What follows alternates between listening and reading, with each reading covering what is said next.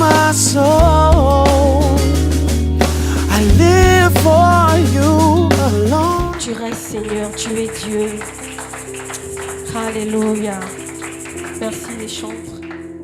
Alléluia. Gloire au Seigneur. Amen. Qui est dans la joie d'être dans la maison du Seigneur. Alléluia. C'est une joie lorsqu'on me dit allons à la maison du Seigneur. Amen. Alors ce soir, j'aimerais encore rendre grâce à Dieu pour sa présence, pour sa fidélité. Vous savez, s'il ne s'agissait que de l'homme, le terme fidélité n'existerait pas. Amen. Alléluia. Chacun d'entre nous avons plusieurs fois fait des promesses quelconques. Je viendrai chez toi, je viendrai lorsque tu vas accoucher, je viendrai te rendre visite. Et il arrive qu'on ne réalise pas ces promesses. Amen. À plusieurs reprises, nous avons pris des engagements auxquels nous n'avons pas tenu. Mais notre Dieu, il reste fidèle. Et pire encore, nous les hommes, nous sommes plus aimables ou nous sommes plus loyaux lorsque nous avons des intérêts envers une personne. C'est plus difficile de détester, d'haïr une personne. C'est plus facile, je veux dire, et c'est très difficile d'aimer ou d'être toujours fidèle à nos engagements envers une personne qui nous a fait du mal. Amen. Et la particularité de notre Dieu, c'est qu'il ne tient pas compte ni de nos faiblesses, ni de nos limites, ni de nos manquements. Amen. Tout le temps, lorsqu'on prie, c'est des types de prières. Seigneur, à partir d'aujourd'hui, je veux marcher dans ta volonté, je veux me consacrer, je veux me sanctifier, je veux aimer mon prochain. Et une fois qu'on sort de sa présence, le diable nous met dans les défis. Alléluia. Et très vite, nous basculons, nous faisons nos propres choix qui ne sont pas forcément les choix du Seigneur. Et lui, il a une toute autre façon de penser, de réfléchir. Et c'est cela qui me touche avec notre Dieu, parce que même lorsque parfois je ne me sens pas digne, je sens sa présence m'envahir, je sens son amour m'envahir, je sens cette voix qui me dit, mon enfant, tu peux continuer, mon enfant, je ne t'en veux pas, mon enfant, tu peux compter sur mon amour, alléluia. La fidélité de Dieu, elle est sans pareil, elle est inégalable. Et j'aimerais vraiment encourager quelqu'un ce soir. Je ne sais pas qui t'a déçu. Est-ce ta mère, ton père, une amie? Est-ce un ami, un parent? Peu importe, Jésus est là. Alléluia. On peut compter sur lui. Amen. Et j'aimerais vraiment lui rendre grâce parce que je peux ressentir à l'instant sa présence, son amour. Et vraiment, j'aimerais bénir le Seigneur. Et j'aimerais vraiment rendre grâce à Dieu aussi pour mon héros que Dieu m'a donné, mon époux. Alléluia. C'est vraiment, je souhaite à toutes les jeunes filles de cette assemblée de faire le bon choix. Amen. Il vaut mieux prendre tout son temps et de tomber sur la personne de vos rêves que de vous tromper et de gaspiller l'énergie de votre jeunesse. Amen. Voilà, actuellement, je rencontre plein de jeunes filles qui me parlent de divorce. Et c'est tellement lamentable parce que lorsqu'elles se mariaient, mon époux et moi, on a assisté à plusieurs exemples. Lorsqu'elles se mariaient, il y avait tous les signes que ce n'était pas bon. Mais parce qu'il faut avoir la bague, parce qu'il faut avoir le titre de se marier, plusieurs se sont entêtés. Et aujourd'hui, c'est vraiment beaucoup de désastres dans le domaine du mariage, en milieu particulièrement de jeunes et même d'ailleurs les grandes personnes. Et je souhaite vraiment à toutes les jeunes filles de cette assemblée que cette onction de grâce dans le mariage vous soit partagée. Amen. Parfois je me dis, si je n'avais pas rencontré mon époux, sincèrement, sans prétention, je ne sais pas qui j'aurais pu épouser. J'aurais raté ma destinée. Alléluia. Amen. Et donc vraiment, j'aimerais l'honorer ce soir, encore lui dire merci. Merci pour ce qu'il fait de moi chaque jour au travers de l'Esprit de Dieu. Merci pour la confiance qu'il m'accorde en me confiant certaines responsabilités. Alléluia. J'aimerais vraiment rendre grâce à Dieu. Est-ce qu'on peut acclamer le Seigneur pour son serviteur? Amen. Et donc, ce soir, il m'a donné la responsabilité, par l'Esprit de Dieu, de nous amener dans un sujet qui a été, pour moi-même, pendant un bon moment, un gros défi. Alléluia. J'avais de gros défis. Qui n'a pas eu de problème dans cette salle? Alléluia. Ah non, vous êtes sans problème, d'accord, je suis la seule alors. Alléluia. Est-ce qu'on peut changer le micro? Il y a un peu de son, les échos. Alléluia. Permettez-moi juste une minute.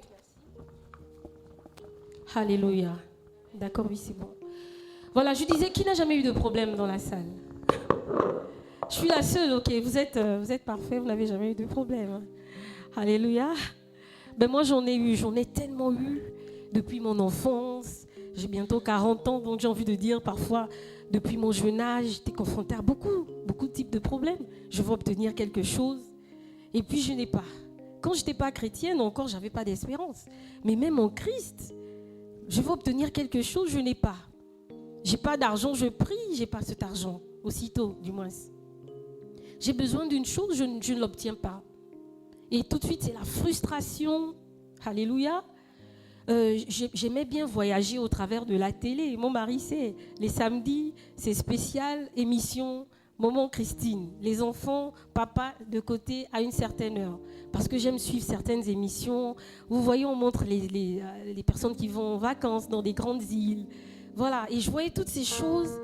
Et j'aspirais, mais je ne pouvais pas accéder. C'est arrivé à quelqu'un ici? Alléluia. Avant de me marier, je suis sortie d'une certaine déception et tout de suite, ça m'a frustrée, ça m'a brisée. Et je me suis dit que le bonheur certainement était réservé donc à une certaine catégorie de personnes, assurément, mais pas à moi. Amen. Autant je ne pouvais pas voyager, autant je n'étais pas mariée, autant je manquais d'argent, autant dans la famille, des incompréhensions au niveau des amis. Alléluia. Je me rappelle lorsque j'ai raté le bac pour la première fois, je me suis dit, waouh, mais qu'est-ce que c'est? Et j'étais chrétienne. Alléluia. Amen. Et donc ce soir, j'aimerais nous partager vraiment par l'Esprit de Dieu comment transformer toutes ces situations que nous vivons parfois au quotidien en opportunités. Finalement, comme je l'ai dit, j'étais chrétienne. Pourtant, j'ai traversé ces situations. Il nous arrive de penser que certainement c'est la malédiction, n'est-ce pas? On se dit soit, Dieu ne m'aime pas, ou ce qui est plus récurrent chez les chrétiens, c'est de se dire, à 14h ou à 9h, j'ai péché. Je me suis mise en colère, ou j'ai fait quelque chose qui a attristé le Saint-Esprit en tout cas. Donc, à 14h, 15h, si quelque chose est bloqué, bien évidemment, c'est parce que j'ai péché. C'est arrivé à quelqu'un? Amen. Alléluia. Donc, finalement, toutes ces choses que nous vivons au quotidien, et je précise, ça continue. Ce n'est pas parce que je prêche ce soir que je n'ai pas des défis à relever. Amen. Ce n'est pas parce que je prêche aujourd'hui que demain, je n'aurai pas des défis à relever. Mais finalement, toutes ces choses que nous vivons, est-ce des malédictions? Est-ce des blocages liés à certainement des alliances de nos familles? Qu'est-ce que c'est? Et ce soir, vraiment par l'Esprit de Dieu, nous voulons découvrir un autre sens de ce que nous appelons problèmes, qui sont des défis selon Dieu. Amen. J'aimerais qu'on lise Genèse chapitre 1.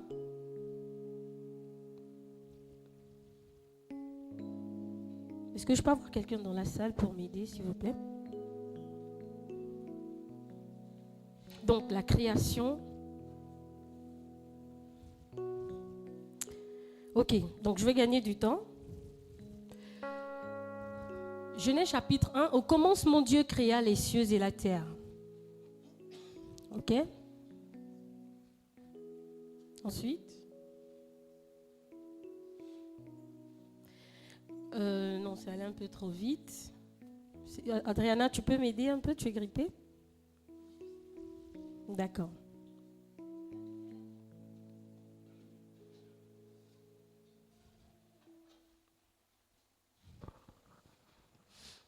En Genèse 1, verset 1, il est écrit « Au commencement, Dieu créa les cieux et la terre. La terre était informe et vide. Il y avait des ténèbres à la surface de l'abîme et l'Esprit de Dieu se mouvait au-dessus des eaux. Dieu dit que la lumière soit et la lumière fut. Dieu vit que la lumière était bonne et Dieu sépara la lumière d'avec les ténèbres. Dieu appela la lumière jour et il appela les ténèbres nuit. Amen. Ainsi, il eut un soir et il eut un matin. Ce fut le premier jour. Amen, on peut s'arrêter là. Amen. Est-ce qu'on peut acclamer la parole de Dieu? Ça fait toujours du bien. Alléluia. La Bible dit que la parole de Dieu, c'est Dieu. Amen. Donc, pour comprendre Dieu, pour connaître Dieu, il faut connaître sa parole. Alléluia. Donc, la Bible nous retrace plus ou moins le commencement de l'humanité. Amen. La Bible dit qu'au commencement, qu'est-ce qu'il y avait? Il y avait les ténèbres à la surface de l'abîme. L'Esprit de Dieu se mouvait au-dessus des eaux. Amen. Et en hébreu, pour traduire le mot ténèbres, on l'avait vu lorsque on avait étudié la série Comment se réaliser en Christ. Les ténèbres signifient le tohu bohu. Vous vous rappelez? Le chaos. Amen. Donc le chaos, c'est-à-dire pas de direction, pas de forme, pas de projet. Amen. Alors une question ce soir. Lorsqu'il y avait les ténèbres à la surface de l'abîme et que l'Esprit de Dieu se mouvait au-dessus des eaux, selon vous, il s'agit de la création de l'humanité ou l'origine même de Dieu? Est-ce que l'histoire de Dieu commence lorsqu'il y a les ténèbres et l'Esprit de Dieu qui se... Alléluia. Amen. Alléluia. La Bible dit qu'il est omnipotent, omniscient. Il est tout potentiel. Il existe avant, maintenant et après. Il n'a ni de commencement ni de fin. C'est le mystère de Dieu. Amen. Ne cherchons pas à comprendre plus. Lorsqu'on sera sauvé, je pense que lui-même en face, il aura l'occasion de nous dire. Mais ce qui est sûr, la Bible est vraie. Et ce qu'elle dit est réellement correct. Dieu existe avant toute chose. Amen. Et on a un indice qui nous montre que Dieu était déjà pendant que les ténèbres existaient. Puisque la Bible nous dit que l'Esprit de Dieu se mouvait, était en mouvement. Pendant que l'Esprit de Dieu était en mouvement, il y avait un chaos quelque part. Alléluia. Pendant que l'Esprit de Dieu était en mouvement, il y avait des ténèbres quelque part. Pendant que l'Esprit de Dieu était en mouvement, il y avait un défi quelque part. Alléluia. Et comme on l'a vu dans le verset, à un moment donné, Dieu dit, à partir d'aujourd'hui, je décide qu'il n'y ait plus de ténèbres. Et c'est alors qu'il dit que la lumière soit, et la lumière fut. Il y eut un jour, il y eut un matin. Et j'aime quand la Bible dit que Dieu vit que cela était bon. Amen. Alléluia. Donc ici, ce qui m'a marqué, c'est que Dieu, dans ce chaos-là, avait détecté un potentiel qui se cachait dans les ténèbres. Il était déjà là. Alléluia. Et pourtant, il y avait le chaos qui existait, qui était là présent. Et donc, dans ce chaos, dans ce tohu-bohu, il savait qu'il y avait un potentiel. Il savait qu'il pouvait réaliser une créature faite à son image. Aujourd'hui, on peut créer les avions, la télévision, la voiture, parce qu'on a été fait à l'image de Dieu. Un chien, un éléphant, un poisson ne peut pas faire ce que nous faisons aujourd'hui. Alléluia. Ce micro que je tiens, c'est un homme qui l'a fait. Un animal n'a pas la capacité de le faire parce qu'il n'a pas reçu l'entité de Dieu en nous. Amen. Plus tard, on voit que lorsque Moïse explique encore bien l'origine de la création du monde, il dit, et l'Éternel Dieu dit, faisons l'homme à notre image, selon notre semblance. Et lorsqu'il prend toute cette initiative, ou qu'il trace ce plan d'action-là, les ténèbres existent déjà. Les ténèbres sont là. Et au lieu d'avoir un regard défaitiste, il a plutôt un regard optimiste. Et il se dit, tiens, comment au travers de ce chaos, comment au travers de ces ténèbres, je peux faire ressortir la lumière? Alléluia. Je ne sais pas quelle est la zone sombre, quelle est la situation sombre, quel est l'obstacle. Mais ayons le regard de Dieu ce soir. Tout comme au commencement, il a vu les ténèbres et il s'est dit, waouh, quel beau potentiel. Quel beau potentiel. De là, je pourrais faire ressortir la verdure, la terre, l'homme, les animaux. Alléluia. J'aimerais qu'on prenne aussi l'histoire de 1 Samuel 17. C'est un peu long, mais on va prendre certains passages. Donc 1 Samuel chapitre 17. On va prendre le premier verset, puis on va juste prendre d'autres versets. Je vous encourage à lire l'histoire à la maison. Je vais plus expliquer. Donc, 1 Samuel 17, Adriana, toujours avec toi, s'il te plaît. Il est écrit dans 1 Samuel, chapitre 17, verset 1. Les Philistins réunirent leur armée pour faire la guerre. Et ils se rassemblèrent à Soko, qui appartient à Juda. Ils campèrent entre Soko et Azeka, à Éphèse d'Ama. Saul et les hommes d'Israël se rassemblèrent aussi. Ils campèrent dans la vallée des Térébintes et ils se mirent en ordre de bataille contre les Philistins. Les Philistins étaient vers la montagne d'un côté et Israël était vers la montagne de l'autre côté. La vallée les séparait. On va continuer. Un homme sortit alors du camp des Philistins et s'avança entre les deux armées. Il se nommait Goliath. Il était de Gath et il avait une taille de 6 coudées et un empan. Sur sa tête était un casque d'airain et il portait une cuirasse à écailles du poids de 5000 cycles. Le vêtement de d'airain. Goliath. Il avait aux jambes une armure d'airain et un javelot d'airain entre les épaules.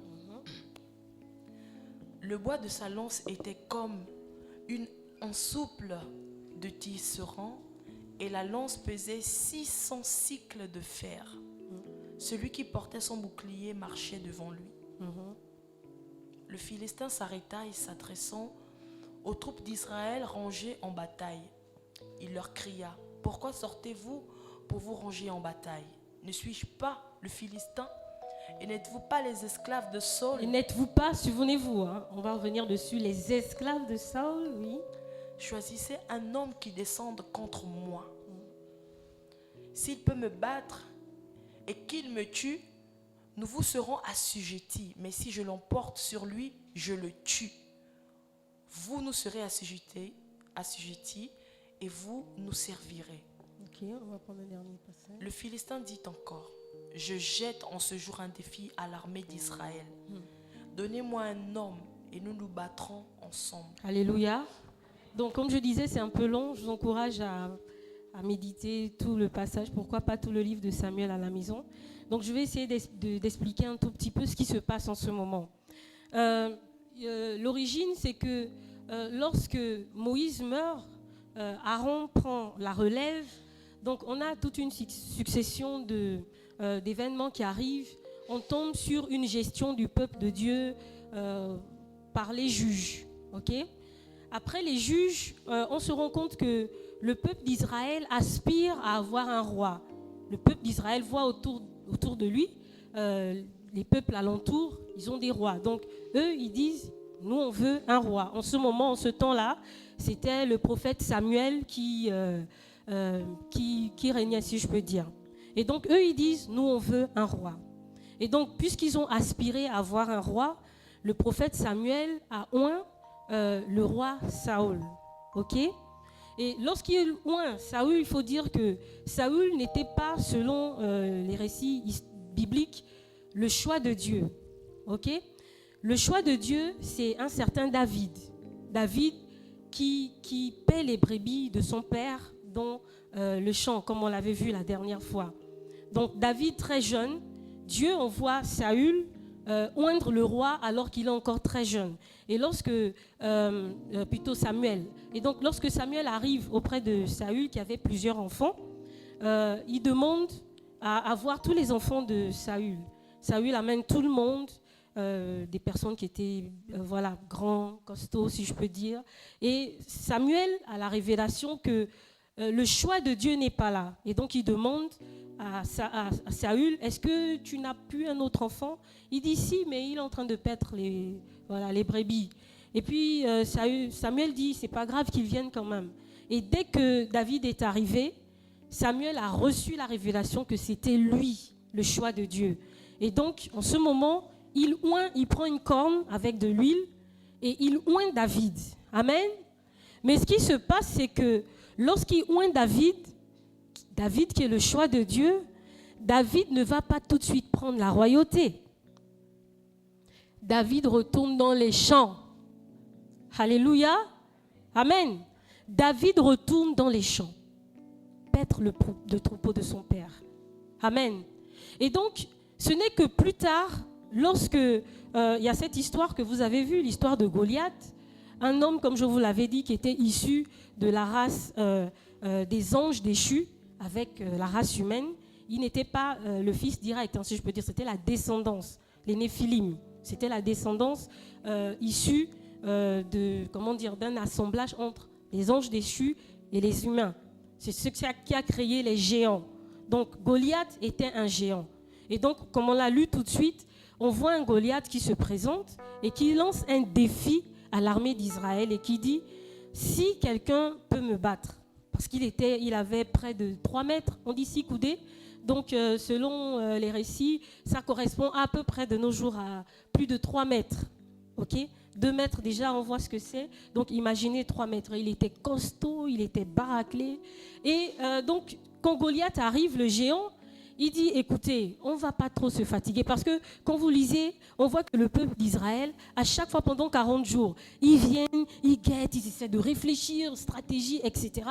Mais personne n'osait aller devant Goliath. Donc, à un moment donné, il s'est dit, bon, écoutez, on ne va pas, on va pas se fatiguer, les gars. Donnez-moi juste un seul homme qui ose venir m'affronter pour me combattre et me battre. Si nous, on gagne, vous serez assujettis à nous. Si vous gagnez, on sera assujettis à vous. Amen. Alléluia.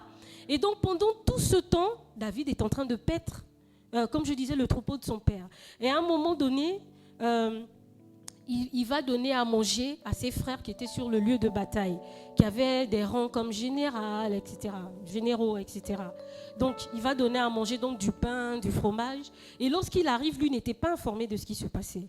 Et donc, lorsqu'il arrive, il se rend compte qu'il y a tout un mouvement. Il dit, mais qu'est-ce qui se passe? Et là, on explique.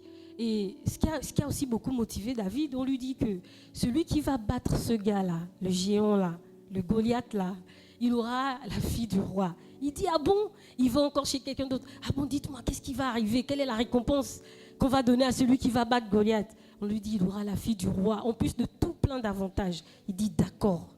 Et là, en ce moment, il se présente devant Saül, qui était roi, et il dit, moi, je peux battre Goliath. Saül dit, mais tu es trop petit, il ne comprend rien.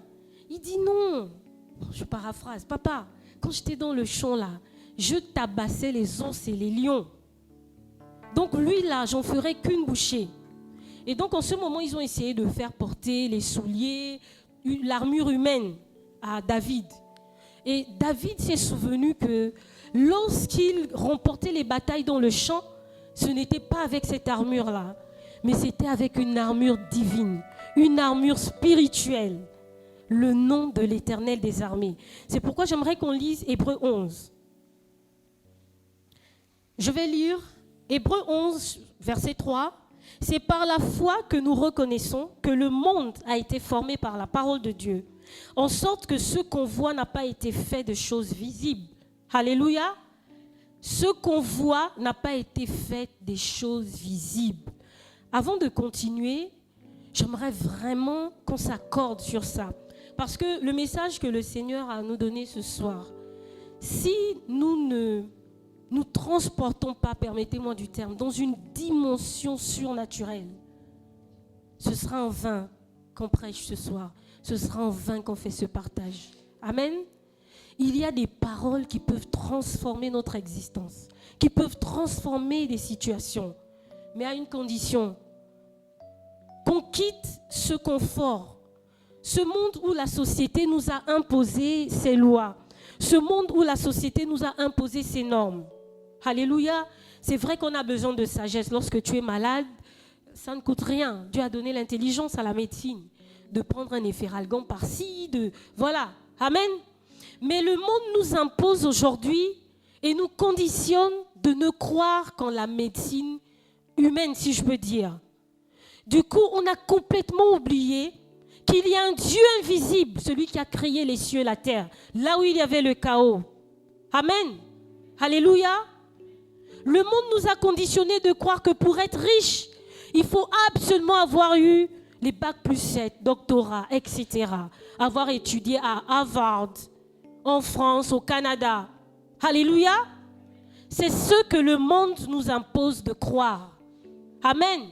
Le monde nous impose de croire que pour être une belle fille, ben, tu dois être mince, tu dois être métisse. C'est pourquoi beaucoup de nos sœurs sont obligées de se rabattre dans les produits des capons. Alléluia. Amen. Donc c'est important que nous puissions revenir à l'essence même de la parole de Dieu. Une fois que nous acceptons Jésus dans notre vie, comme Seigneur et Sauveur, la Bible dit que nous sommes de nouvelles créatures. Mais une question, de quelle créature s'agit-il? Lorsqu'on parle de nouveauté sur quelque chose, c'est qu'il y a quelque chose d'ancien. Amen. Lorsqu'on parle de nouvelle naissance, Nicodème a dit à Jésus, mais comment un homme peut encore rentrer dans le ventre de sa mère et puis ressortir? Jésus a dit, non, tu ne comprends pas. Les choses de la chair, c'est les choses de la chair. Les choses de l'esprit, c'est les choses de l'esprit. Alléluia. Et lorsqu'on devient enfant de Dieu, nous sommes d'abord des êtres spirituels qui vivons dans un corps humain. Amen. Et puisque nous vivons dans un corps humain, nous sommes donc dans ce monde. Alléluia. Et ce monde, comprenons que ce monde a établi, comme je l'ai dit, des règles, des normes. Amen. Et lorsqu'on ne rentre pas à l'intérieur, on se sent comme différent. Amen. Mais comment Dieu nous voit, comment Dieu nous regarde, comment Dieu nous utilise. Alléluia. Et c'est dans cette dimension que David était.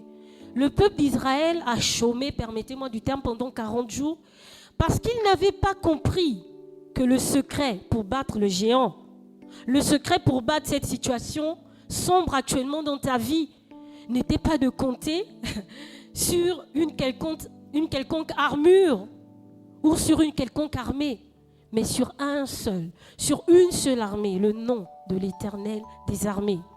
Et David l'avait compris. David l'avait compris. Il expérimentait dans les champs. Alléluia. Comment transformer nos défis en opportunités? Vous savez ce qui est extraordinaire?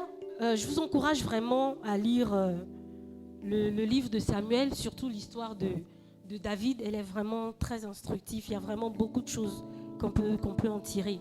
Alléluia. David était... est-ce qu'on peut me faire venir Jérémie? Jérémie, viens s'il te plaît.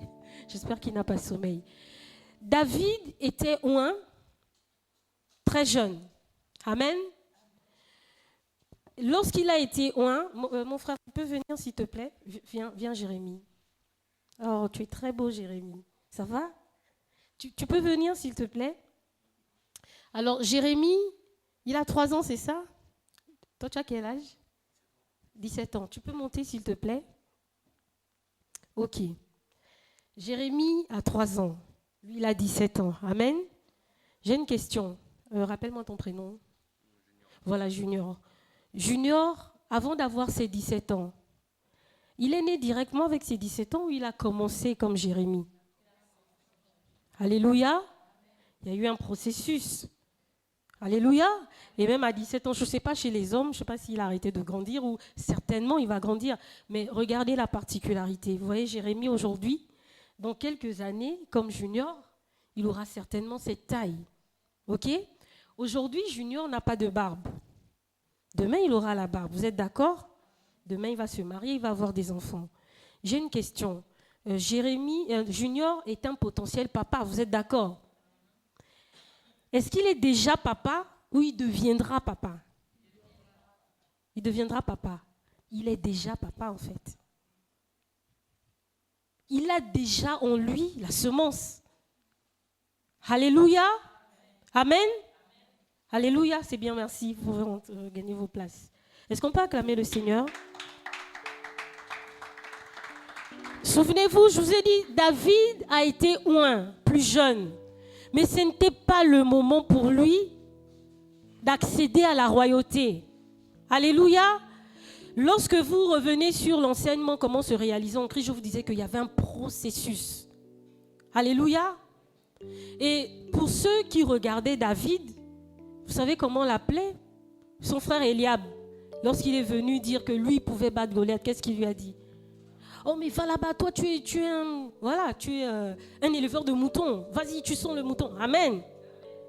Lorsque le monde, avec ses règles, ses lois, nous voit, nous regarde, eux, ils voient l'odeur du mouton. Alléluia. Mais Dieu nous a déjà oint comme David, à partir du jour où nous avons accepté Jésus comme Seigneur et Sauveur. Alléluia.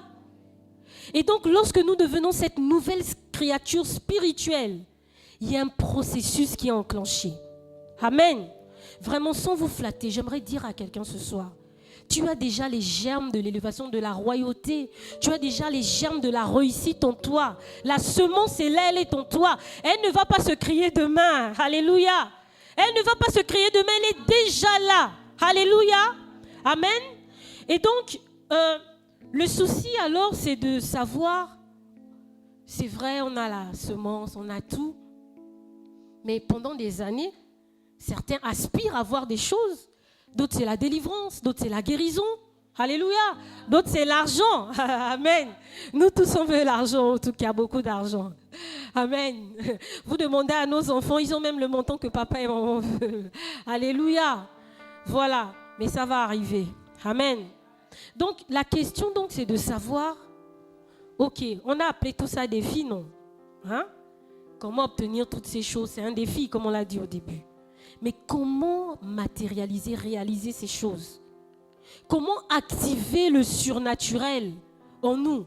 C'est-à-dire que comment être de pair avec ce qui se passe dans le royaume? Parce que physiquement, tu es une célibataire. Mais aux yeux de Dieu, il connaît celui qui va te marier. Dieu ne sera pas surpris de celui qui va t'épouser, Auria. Ah non. Il est omnipotent. Souvenez-vous, au départ, la terre était informe et vide, il y avait le chaos. Mais l'Esprit de Dieu se mouvait ou pas? Il a suffi d'une parole pour que la lumière soit. Amen. Alléluia. Amen. Donc, notre Dieu est tellement puissant, amen, que peu importe ta maladie, il ne sera pas surpris que tu sois guéri demain. Il sait que tu es déjà guéri parce qu'il a déjà tout planifié dans le monde spirituel. Alléluia. Peu importe ton besoin d'argent, c'est vrai. Vous savez, je suis arrivée à une dimension, plus je grandis avec le Seigneur, il y a des prières que je ne fais plus. Seigneur, donne-moi. Parce que comme le pasteur, mon époux, nous l'avait enseigné une fois sur les actions de grâce, j'ai compris, j'ai réalisé que, mais c'est vrai que la Bible dit demander, mais c'est comme si c'est pour le petit niveau en fait. Parce que lorsque vous voyez le niveau de Jésus, à aucun moment il n'a dit, Père, je te demande de guérir telle personne. Père, je te demande de produire les pains, les poissons. Il rendait grâce. Il rendait grâce parce que tout était accompli. Il savait que ce n'est pas des choses qu'il va demander à Dieu de manifester, mais c'est des choses qui existent déjà. Et simplement, lui, il vient activer par l'action de grâce. Alléluia. Donc, comment nous pouvons matérialiser ces défis comme étant une opportunité pour nous de laisser Dieu se révéler. Tout comme au commencement, il a dit que la lumière soit, et la lumière fut. Là où il y avait le chaos, il n'y avait plus d'espoir. Là où il n'y avait plus de direction, il est venu, il a dit que la lumière soit, la lumière fut. Que la terre produise. Là où il n'y avait aucune production, aucune multiplication, il dit que la terre produise, et la terre a produit. Et jusqu'à aujourd'hui, il a laissé un cycle de production, un cycle de multiplication. Et donc, comment voir c'est ce que nous appelons problème, ces difficultés, ce que moi j'appelle défi, comment voir cela comme une opportunité de Dieu de faire de nous des rois comme David. On va partager quelques vérités, 5 vérités. La première vérité que j'aimerais nous partager, c'est la vérité de la proclamation. Alléluia. Lorsqu'il y avait les ténèbres, Dieu n'est pas simplement venu. Oh, il y a les ténèbres. Oh non, non. Oh, donc je suis malade.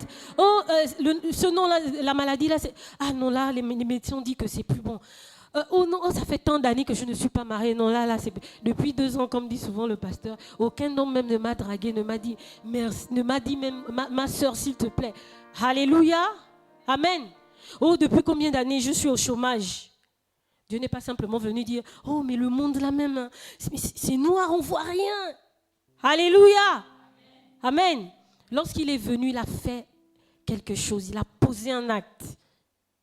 Il a proclamé. Il dit que la lumière soit.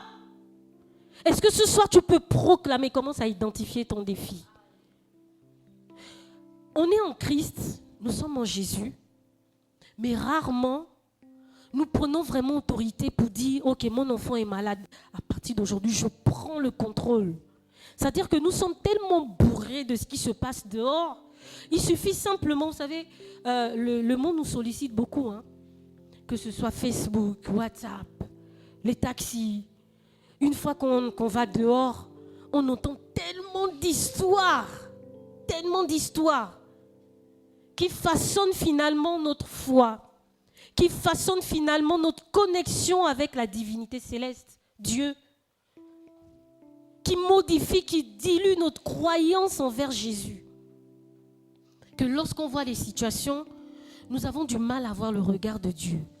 Nous avons du mal à voir le comportement de Dieu, j'ai envie de dire l'attitude de Dieu. Et nous nous laissons façonner par la pensée humaine. Nous nous laissons façonner par toutes les normes, toutes ces lois-là, tout ce système que les hommes ont mis en place. Aujourd'hui, si tu n'as pas une connaissance, c'est que je ne peux pas avoir un boulot. C'est que je ne peux pas avoir de marché. Je vous dis, c'est faux. Amen. Amen. Je vous dis un petit témoignage avant de passer au deuxième témoignage. Il y a quelques années de cela, un jour, je vois l'Union, il y a des annonces, et puis il y a la CEAC qui fait un appel d'offres de la candidature. Ils cherchent un consultant, mais ce consultant devait être de la zone CEMAC. Je vous dis, près de 2 pages, ou 1 page et demie, le profil du consultant. Le consultant doit être ça. Quand je regarde l'Union, je dis, mais ça, c'est mon mari qui sont en train de décrire. Aujourd'hui, là, la nationalité, à l'époque, ils n'avaient pas la nationalité. Donc, tout ce qu'ils avaient demandé, c'était le pasteur. Quand j'ai vu, j'ai dit, mais c'est lui. Je l'ai appelé. J'ai dit, Doudou, il y a une annonce là, c'est trop fort. Là, c'est pour toi. Sauf qu'on demande que le consultant soit un ressortissant des pays membres de la CEAC. Lui et moi, on a pris l'engagement de postuler. On a postulé. Ça nous a fait, je crois, 6 mois, près de 6 mois, 7 ou plus 8 mois. Jusqu'à ce qu'un jour, on reçoive un appel prophétique. Alléluia. Amen. Mais vous savez quoi? Ils ont fait venir des experts du Cameroun, du Congo, pour délibérer sur le consultant qui devait être retenu. Je vous assure, il y avait plein de candidatures qui avaient été déposées. Le seul problème, le meilleur au-dessus de tout, c'était celui de mon mari. Amen. À un moment donné, la personne qui nous explique, qui était là-bas, dit qu'il y avait maintenant, ça chauffait entre eux parce que d'un autre côté, les experts disent, mais voici, il y a les critères, voilà, la CEAC, c'est comme des organisations internationales. Donc, ils ont une certaine façon de fonctionner. Eux, là-bas, c'est des règles, hein, c'est établi. Amen. C'est établi, c'est signé. Donc, voici ce que dit la loi, si je peux le dire. En même temps, les autres experts disent, bon, ok, à un moment donné, vous voulez qu'on respecte les règles ou vous voulez la compétence? Vous savez quoi? À la fin, les règles humaines, mais je vous parle quand même d'une organisation internationale, la CEAC. Ils ont mis les règles de côté. Mon époux a été élu. On a eu un gros marché qui nous avait fait du bien. Alléluia. Est-ce qu'on peut acclamer le Seigneur? Amen. Amen. N'est-ce pas le surnaturel? Alléluia. Amen. Donc, première vérité, apprendre à proclamer sur les situations. Dieu a proclamé. David, lorsqu'il est arrivé, il n'a pas juste fait un Goliath. Non, la situation là est trop forte. Comment je vais faire? Il a dit, mais attends, qui est ce machin-là, cet incirconcis? En Israël, lorsqu'on parle d'incirconcis, c'est une personne qui n'a même pas de relation avec Dieu, qui n'a même pas la loi de Dieu en lui. Moi, j'ai la loi de Dieu. Moi, j'ai le sceau de Dieu. Moi, je suis le fils de Dieu. Mais toi, qui es-tu? Il dit, qui est cet incirconcis pour oser insulter l'armée du Dieu vivant? Alléluia. Amen. Et il a proclamé, il a dit, lui aujourd'hui, là, il va tuer Goliath. Amen. Mais ce qui se passe, c'est que parfois, nous subissons, nous vivons des choses, mais nous ne proclamons pas. C'est pourquoi les ténèbres continuent d'exister, de persister. Apprenons à proclamer. Alléluia. Je me rappelle encore il y a quelques années, permettez-moi parce que je fais tout avec lui, mon époux, il avait évangélisé un drogué, on va dire comme ça. Et ce jeune homme-là, il a réussi vraiment à l'amener à Christ, à équilibrer sa vie, si je peux dire. Et donc, à la dernière minute, le jeune homme nous apprend qu'il a enceinté une fille et qu'elle devait accoucher. Bon, comme d'habitude, le pasteur et moi, on aime embarquer certaines choses. Donc, on s'est embarqué dans le salon, on s'est donné à fond. On a fait accoucher la fille, vraiment, on a tout pris en charge. Quand le fils naît, il naît, vous savez, avec les pieds beaux. Voilà, donc une première malformation, c'est-à-dire les pieds renversés.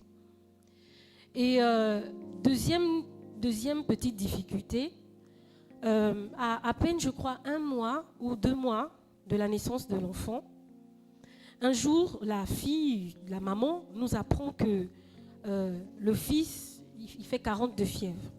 Donc, alors qu'on l'amène à l'hôpital, on nous annonce qu'il fait comment on appelle ça, étranglement, comment on appelle ça encore, hernie, voilà, il fait une hernie au niveau des testicules. Un enfant de 2 mois. On essaie de l'amener à El Rafa, on nous rejette. On l'amène à, je ne veux pas citer les noms des hôpitaux pour ne pas faire de publicité. Donc on l'amène dans plusieurs grandes structures que vous connaissez de la place.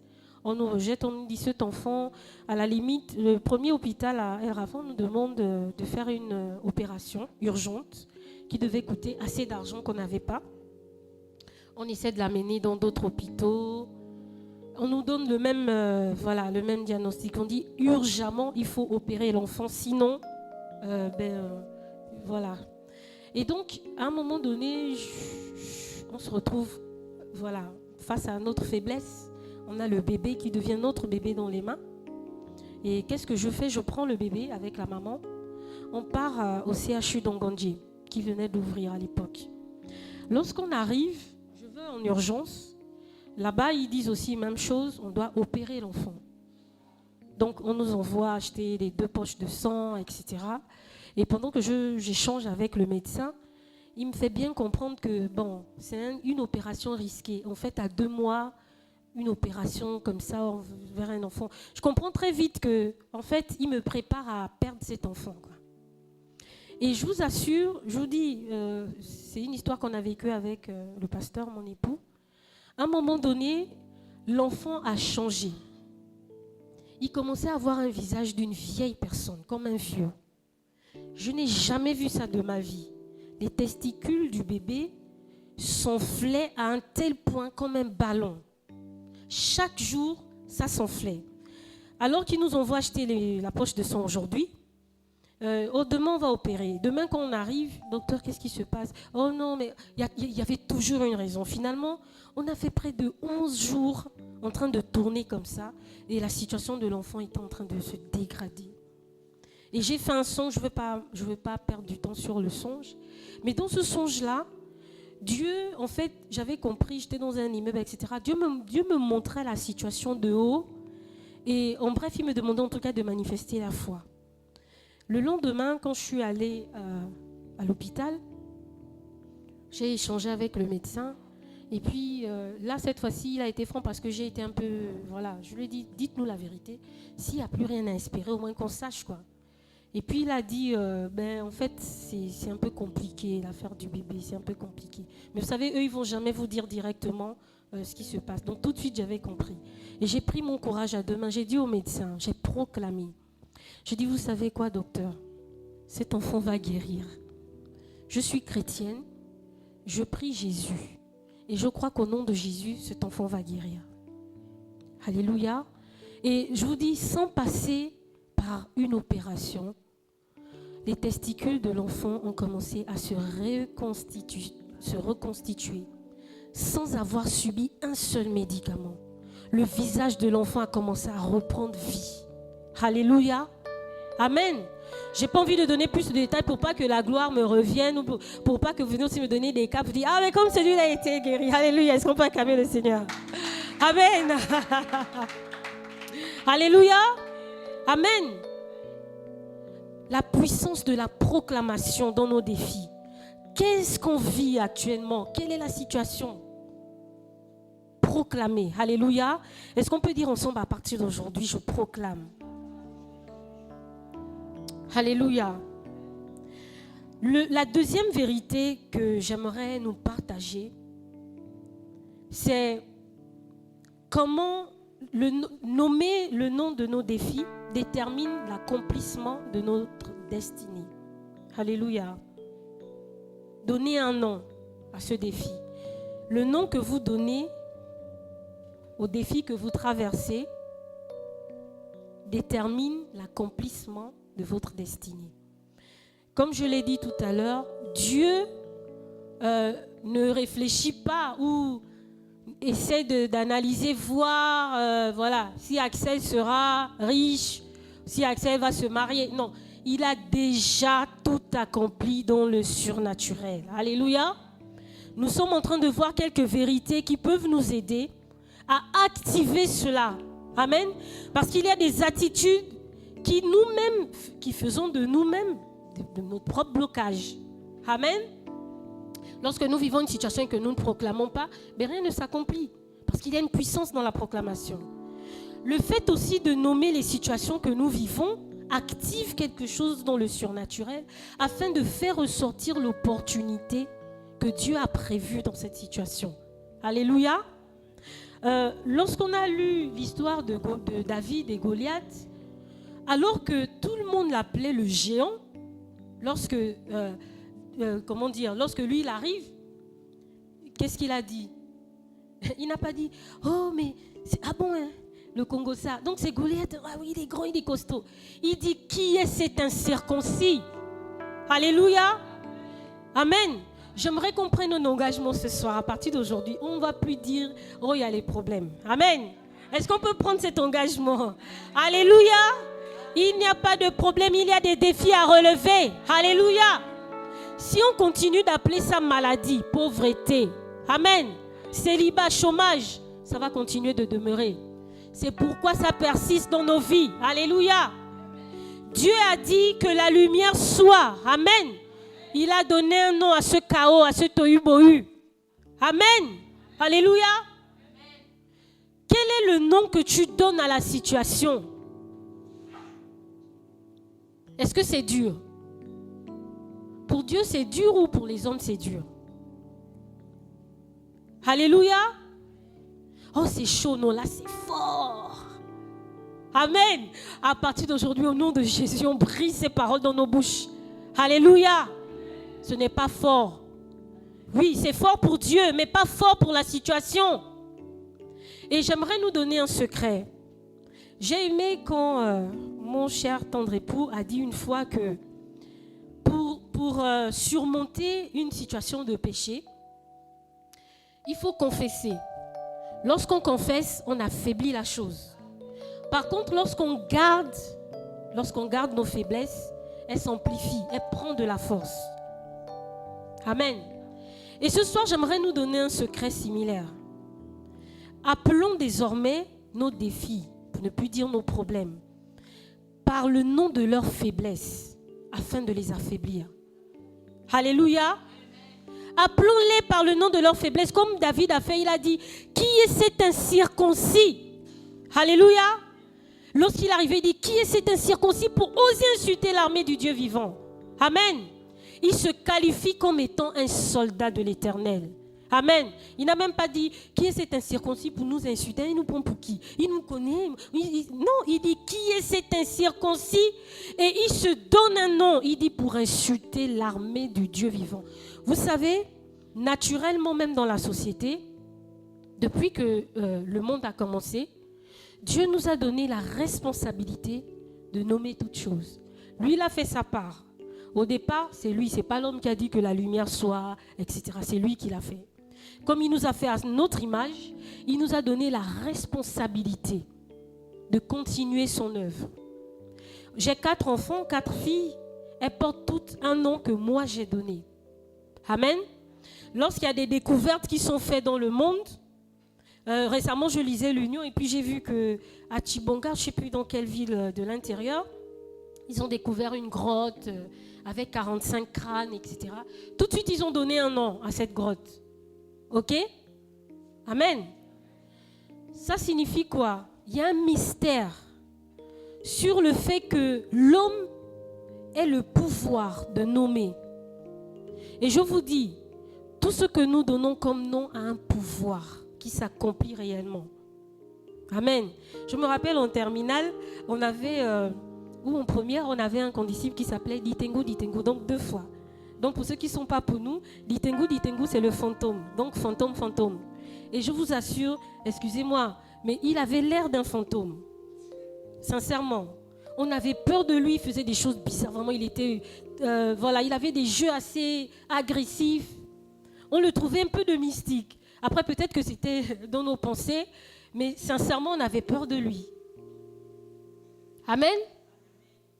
Le pouvoir du nom que nous donnons, à partir d'aujourd'hui, c'est quoi la maladie? Alléluia, tu n'es pas malade. Lorsque on est venu dire à Jésus, Seigneur Jésus, ton ami préféré est mort, qu'est-ce qu'il a dit? Les hommes ont poussé Jésus à donner le nom de la société, du système humain, des lois humaines. Mais Jésus a refusé. Il a dit, non, vous n'allez pas m'embarquer dans... Alléluia, est-ce qu'on peut acclamer le Seigneur? Il dit, Lazare n'est pas mort, Lazare dort. Alléluia. Il dit, Lazare dort, il n'est pas mort. Quel est le nom que tu donnes à la situation que tu vis? Alléluia. Si tu l'appelles chômage, mais ne t'étonne pas de continuer d'être chômeur. Alléluia. Tu n'es pas un chômeur, tu es un entrepreneur. Alléluia. Alléluia. Tu as une grande fonction en toi. Alléluia. C'est le temps de Dieu, comme David, qui est en train de se préparer. Alléluia.